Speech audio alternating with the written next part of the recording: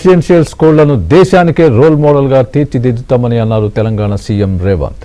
తమ పాలనలో విద్యాశాఖను విధ్వంసం నుంచి వికాసం వైపు నడిపిస్తున్నామని అన్నారు. రాష్ట్ర వ్యాప్తంగా క్రీడా మౌలిక సదుపాయాల అభివృద్ధికి శ్రీకారం చుట్టారు ముఖ్యమంత్రి.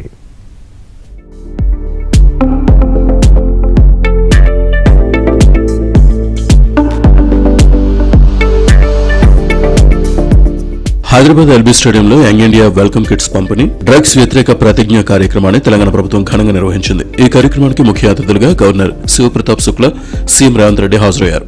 విద్యార్థులతో డ్రగ్స్ వ్యతిరేక ప్రతిజ్ఞ చేయించడంతో పాటు కోట్ల రూపాయల విలువైన అభివృద్ధి పనులకు శంకుస్థాపన, ప్రారంభోత్సవాలు చేశారు. తెలంగాణ వ్యాప్తంగా 50.73 కోట్లతో క్రీడా మౌలిక సదుపాయాల అభివృద్ధికి సీఎం రేవంత్ శ్రీకారం చుట్టారు. అందులో 36.65 కోట్లతో వివిధ జిల్లాల్లో మినీ స్టేడియాల నిర్మాణం, క్రీడా మౌలిక సదుపాయాల అభివృద్ధికి శంకుస్థాపన చేశారు.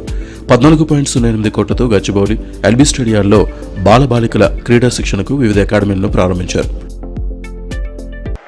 I promise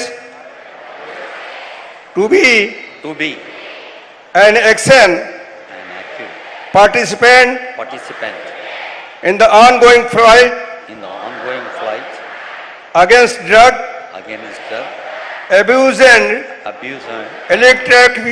illicit trafficking. I promise తెలంగాణతో పాటు దేశ భవిష్యత్ తరగతి గదుల్లో ఉందన్న సీఎం రేవంత్ విద్యాశాఖను వికాసం వైపు నడిపిస్తున్నామని అన్నారు. విద్యాశాఖకు బడ్జెట్లో 26,600 కోట్లు కేటాయించామని గుర్తు చేశారు. విద్యాశాఖపై పెట్టేది ఖర్చు కాదని పెట్టుబడిగా భావిస్తున్నామని తెలిపారు.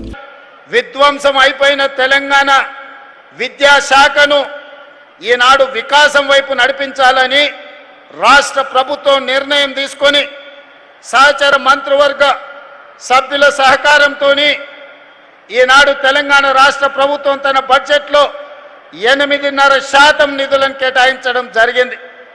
26,600 కోట్ల రూపాయలతోటి ఈనాడు ఈ పేదలు, ముఖ్యంగా SC, ST, BC, minority and backward ఆర్థికంగా వెనుకబడిన విద్యార్థుల భవిష్యత్తు కోసం ఈనాడు తెలంగాణ రాష్ట్ర ప్రభుత్వం 26,600 కోట్ల రూపాయలు ఖర్చు పెడుతుంది.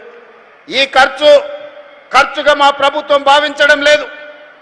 ఈ ప్రభుత్వం ఈ నిధులను భవిష్యత్తు పెట్టుబడిగా భావిస్తున్నాం.